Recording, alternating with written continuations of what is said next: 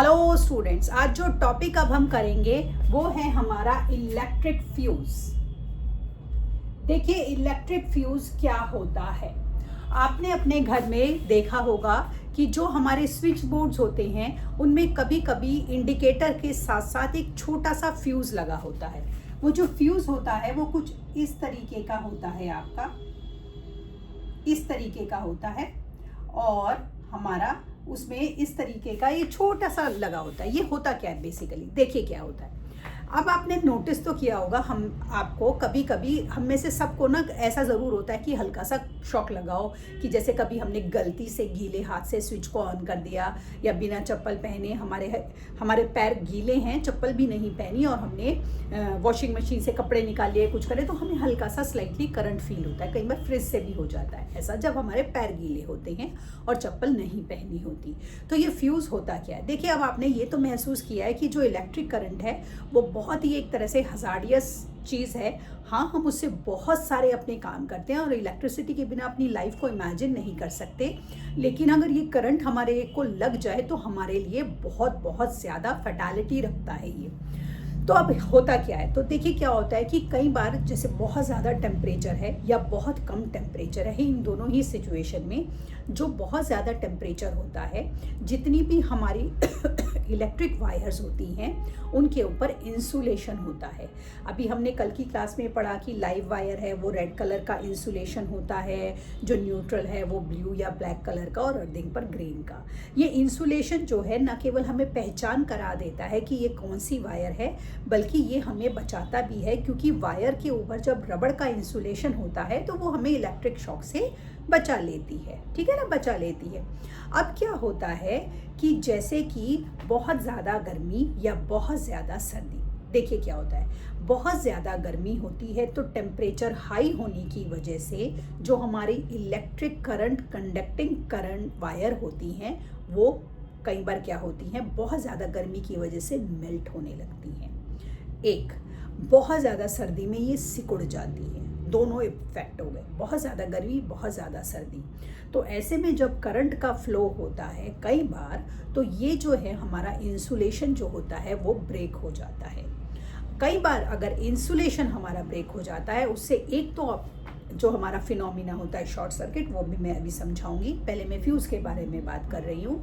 तो कई बार क्या होता है कि जब हमारा इलेक्ट्रिक करंट आ रहा है, इलेक्ट्रिसिटी डिपार्टमेंट से तो पूरा करंट आ रहा है, तो वो करंट जब आ रहा है तो वो तेज़ी से हमारे कई बार इतना ज़्यादा हो जाता है कि जो हमारे अप्लायंसेस हैं उनकी कैपेसिटी जो होती है, इंडिया में जितने भी हैं हमारे मोस्टली, वो 220 वोल्ट के होते हैं। मतलब वो इतना वोल्ट के करंट को झेल सकते हैं। लेकिन अगर करंट इससे बहुत ज़्यादा या बहुत कम आए तो ऐसे में उस अप्लायंसेस को रन करने के लिए बहुत ज़्यादा एफर्ट लगाना पड़ेगा।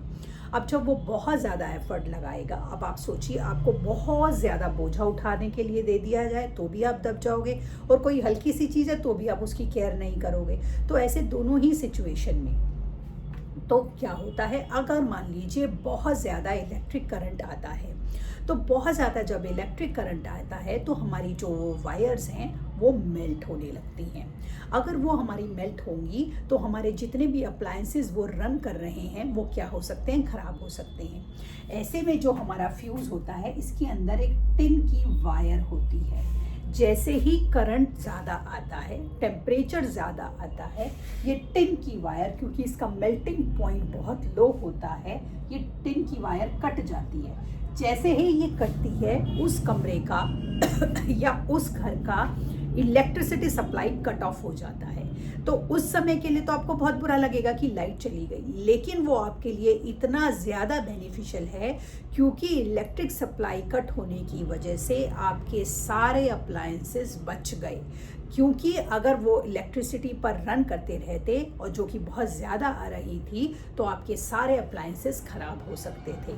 तो ये छोटा सा फ्यूज़ जो है इतना ज़्यादा हमारे लिए एक बढ़िया काम कर देता है। ये तो था फ्यूज़ का काम, जो कि ये कमाल का काम हमारा फ्यूज़ करता है। अब मैंने आपसे बात करी कि कई बार बहुत ज़्यादा सर्दी में ये सिकुड़ जाती हैं और बहुत ज़्यादा गर्मी में ये मेल्ट हो जाती हैं। तो कई बार जब इंसुलेशन इनके ऊपर का मेल्ट हो जाता है, कैसे भी हो सकता है कि बहुत ज़्यादा पुरानी वायरिंग है या हमने बहुत सस्ती या थोड़ा सा चीप क्वालिटी की वायरिंग लगा ली तो इंसुलेशन हमारा जो था वो ख़राब हो गया। तो ऐसे में कई बार क्या होता है, जो हमारी लाइव वायर होती है और जो हमारी न्यूट्रल वायर होती है, लाइव वायर के ऊपर कौन सा इंसुलेशन था, रेड, और न्यूट्रल के ऊपर ब्लू या ब्लैक। तो क्या होता है, इंसुलेशन हट गया तो करंट तो जा रहा है ना, ये करंट जा रहा है, ये भी करंट जा रहा है, तो कई बार ये हमारी रेड और ब्लू जो होती हैं ये टच कर जाती है। अब ये टच कर गई आपकी तो ये क्या हो गया, ये हो गया शॉर्ट सर्किट। जैसे ही आपकी लाइव वायर और न्यूट्रल वायर एक दूसरे को टच करेगी, शॉर्ट सर्किट हो जाएगा।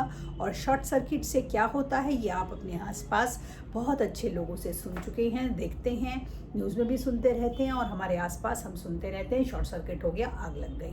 तो लाइव वायर का न्यूट्रल वायर से टच होना हमारे लिए बेहद बेहद हज़ार्डियस होता है। ये तो हो गया हमारा इलेक्ट्रिसिटी का एक हज़ार्ड, जो कि हम अपनी केयरफुलनेस से इस हज़ार्ड को रोक सकते हैं। एक हमारा कंसेप्ट होता है इसके अंदर ओवरलोडिंग। ओवरलोडिंग क्या होता है, आपने अपने घर में या दूसरों के घरों में देखा होगा कि कुछ लोग क्या करते हैं, जो हमारा 3 पिन सॉकेट होता है, 3 पिन मतलब जिसके अंदर तीनों हमारे वो है, लाइव अर्थ और हमारी अर्थिंग और न्यूट्रल वायर की, उसके अंदर एक वो ऐसा वो लगाते हैं स्विच, जिसके अंदर बहुत सारे और भी स्विच लग जाते हैं। जैसे आपने मोबाइल चार्जिंग भी लगा दिया, लैपटॉप चार्जिंग भी लगा दिया, टीवी का प्लग भी लगा दिया, कुछ और आपने हीटर का भी लगा दिया। आपके बड़े सारे मल्टी अप्लायंसेस जो हैं उसे एक सॉकेट में आपने लगा दिए 3 पिन प्लग के अंदर, और आप सारे अप्लायंसेस काम कर रहे हैं। अब आप देखिए, इलेक्ट्रिसिटी डिपार्टमेंट से जो करंट आ रहा है वो आपका एक पर्टिकुलर करंट आ रहा है, और आपका जो बोर्ड है जिसके अंदर आपने इतने सारे ये ओवरलोडिंग के प्लग लगा दिए, उसके अंदर जो इलेक्ट्रिक वायर हैं उनकी करंट को रन करने की एक पर्टिकुलर कैपेसिटी है। अगर उसकी कैपेसिटी से ज़्यादा आपने उस सॉकेट के अंदर अप्लायंसेस के स्विचेस लगा दिए और वो करंट को ड्रॉ कर रहा है, तो वायर को बहुत ज़्यादा करंट खींचना पड़ रहा है। तो करंट जब वो बहुत ज़्यादा खींचेगी तो वो क्या हो जाएगी, वो ओवरलोड हो रहा है तो वो बर्स्ट हो सकती है। तो वो बर्स्ट हो जाएगी तो क्या होंगे, ना केवल आपको डैमेज हो सकता है बल्कि जितने भी अप्लायंसेस आप रन कर रहे हैं वो सारे के सारे ख़राब हो सकते हैं। तो इसीलिए हमें ये ध्यान रखना होता है जब भी हम इलेक्ट्रिक अप्लायंसेस को रन करते हैं कि हमें उनको ओवरलोडिंग नहीं करना है। एक ही सॉकेट में हमें बहुत सारे प्लग्स नहीं लगाने होते। अब जब हम ये इलेक्ट्रिसिटी की बात कर रहे हैं, तो जैसे अभी हमने फ्यूज़ को पढ़ा कि फ्यूज़ हमारे लिए एक लाइफ सेवर का काम करता है, इसी तरह हमारी MCB भी होती हैं। जो MCB होती हैं ये हमारी होती हैं मिनिएचर सर्किट ब्रेकर। ये भी हमारे फ्यूज़ के जैसा ही काम करती हैं। जैसे ही इलेक्ट्रिसिटी डिपार्टमेंट से करंट ज़्यादा आता है, MCB आपकी अपने आप ट्रिप हो जाती है सॉरी, और जैसे ही ये ट्रिप होती है ये आपके पूरे घर की इलेक्ट्रिक सप्लाई को रोक देती है और आपके घर के इलेक्ट्रिक अप्लायंसेस को बचा लेती है। तो फ्यूज़ वाला ही काम हमारी MCB भी करती है, और आजकल इसको घरों में बहुत अच्छे से यूज़ किया जाता है, इसीलिए क्योंकि ये हमारे लिए एक लाइफ सेवर होती है। तो इलेक्ट्रिसिटी का हमने सारा पढ़ लिया, मैग्नेटिज्म का हमने सारा पढ़ लिया, ये हमारे लिए बहुत काम की है, हम इसके बिना अपनी लाइफ को इमेजिन नहीं कर सकते। बट जब भी हमें इसको यूज़ करना होता है, हमें बहुत सारी कुछ केयरफुलनेस की चीज़ें यूज़ करनी होती हैं, कि जैसे जब भी आप किसी इलेक्ट्रिक अप्लायंस को छूने लगें या चलाना हो, ऑन करना हो, ऑफ करना हो, आप अपने फुटवियर्स को डालें, आप गीले हाथ का यूज़ ना करें।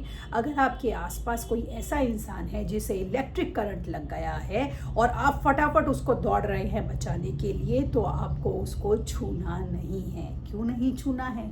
क्योंकि हमने अभी पढ़ लिया है कि human body can conduct electric current.